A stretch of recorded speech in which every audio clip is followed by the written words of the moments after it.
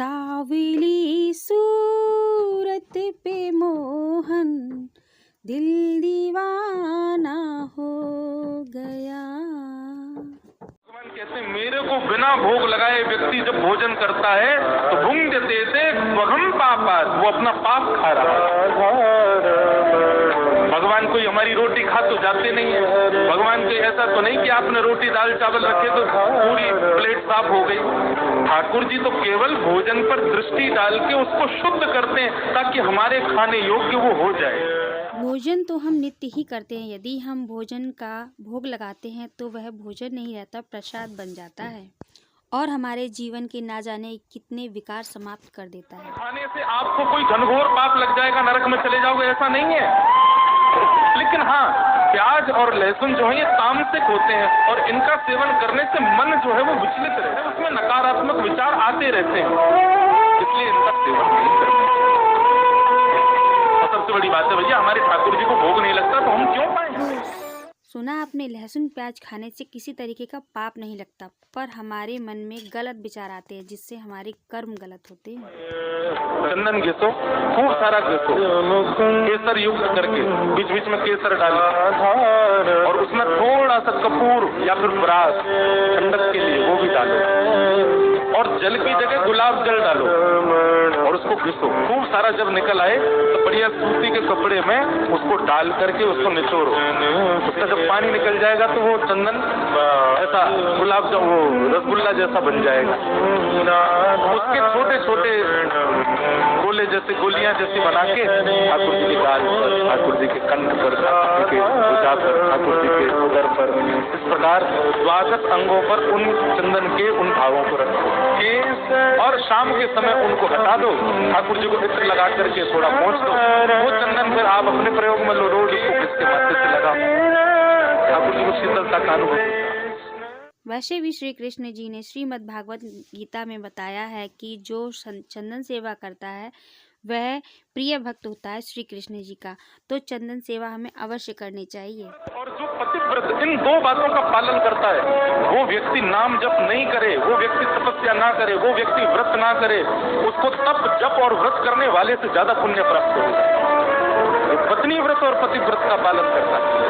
पत्नी व्रत पतिव्रत क्या है, ज्यादा इसकी व्याख्या की आवश्यकता नहीं, केवल विवाह के पश्चात जो मेरे पति हैं, ये जैसे हैं, जो भी हैं, कहीं कुछ भी है मेरे, इसके अतिरिक्त मेरा भाव कहीं और जा नहीं सकता और अगर ये दूषित भी है तो मेरा कर्तव्य है इनको सही करना। यही है पत्नी व्रत पतिव्रत। ये बात तो सत्य है। शिव पुराण में भी बताया गया है कि जो नारी या जो पति यह कह देता है कि मेरा जीवन इस व्यक्ति के साथ बेकार हो गया है, उसी समय उस व्यक्ति के जीवन में श्राप लगता है। जितनी देर श्रावण में आप महादेव का अभिषेक करो, इस बार ओम नमः शिवाय बोलना चाहिए। ओम नमः शिवाय से हर एक कष्ट हरते हैं या वो सर्वोपरि मंत्र है। अपने कष्ट निवारण के लिए यदि आप महादेव के पास गए हो तो ओम नमः शिवाय बोलना, लेकिन महादेव को प्रसन्न करने यदि गए हो तो अब की बार जब जल चढ़ाओ, दूध चढ़ाओ, गन्ने का रस चढ़ाओ, कुछ भी चढ़ाओ, उस समय हमारी श्री जी का नाम है, श्री राधा श्री राधा श्री राधा श्री राधा। आप अनुभव करेंगे महादेव के रोए खड़े हो जाएंगे, महादेव आनंद से। यूँ तो सावन में भोले बाबा की भक्ति करते ही हैं और करनी भी चाहिए। अगर हम इस तरीके से करते हैं तो हमें फल की अधिक प्राप्ति होगी। ज्यादा प्रिय यदि कुछ है तो जब उनका प्रेमी उनके सामने हो। मैं क्या करता हूँ कथाओं में, हम प्रेम नहीं करते ठाकुर जी से, हम तो केवल दिखावा करते हैं, बनावटी प्रेम है हम लोगों का। वास्तविक हमसे प्रेम श्री ठाकुर जी करते हैं। हम तो बनावटी लोग हैं, हम लोगों जैसी एक्टिंग कोई नहीं कर सकता, हम तो एक्टर लोग हैं, नाटक करते हैं, केवल ठाकुर जी हैं वास्तविक। नहीं तो सोचो, हमारी छोटी सी क्रिया, हमारा तनिक सा प्रयास, हमारा थोड़ा सा भी अगर ठाकुर जी के प्रेम के प्रति थोड़ा सा भी हम पद बढ़ाते हैं, ठाकुर जी कितनी ज्यादा कृपा कर देते हैं हमारे ऊपर। मानो जैसे तैयार बैठे हो, बैठा बांध करके बैठे हो, तू अनेक आ तो सही मेरे पास, मैं दौड़ के तेरे पास आऊंगा। यह बात सत्य है कि भगवान श्री कृष्ण जी कहते हैं, यदि कोई व्यक्ति मेरे लिए 10 कदम चल के आता है तो मैं उस व्यक्ति के लिए 1000 कदम चलने चलता हूँ। श्री राधे राधे। ये तो संग्रह की स्थिति खत्म हो जाएगी, इकट्ठा करने का मन नहीं करेगा, लुटाने की इच्छा हो, देने की इच्छा हो। कोई न सॉल पहना दे महाराज, तुरंत हाथ फेर लिया, अच्छा ये तो मेरी रही। ठाकुर जी जीवन में होंगे ना तो कोई न कितनी भी फूल की वस्तु करे, आपका मन आ गया तो आप उठा के किसी और को दे दो। यदि चैनल पर पहली बार विजिट किया तो लाइक शेयर सब्सक्राइब करना ना भूलेगा और ऐसी ही अच्छी वीडियो के लिए इस चैनल को सब्सक्राइब करना तो बनता ही है। और हाँ, अपनी राय जरूर दीजिएगा। पहनाते तो किसी योग्य काम आ जाता, वो जीव मन वन में चला गया, तोड़ ताड़ देगा, सांप फेंक देगा। अरे ये क्या किया इन्होंने, तो बिल्कुल मूल्य नहीं समझा उसका। अकबर की इस भावना को स्वामी जी समझ, इतने में ही अकबर ने जिज्ञासा कर दी, बोले भगवान आपने ठीक नहीं किया, किसी के द्वारा प्रदत्त वस्तु का थोड़ा मान रखा कीजिए, वो कितनी बहुमूल्य वस्तु थी, आपने विचार नहीं किया। स्वामी जी बोले एक कुंज में बैठे गए, इनसे ज्यादा बहुमूल्य कोई ना है मेरे काजी, सबसे बहुमूल्य तो जे है। और सुन, तो कुछ ज्यादा लग रही है, तेने इतनी बहुमूल्य मुझे जे पहना दी, जे कर दी, रुक जा अभी तो बताऊं। इतने में ऐसा स्वर लगाया स्वामी जी ने कि असंख्य हिरण प्रकट हो गए और हर हिरण के गले में वही हार।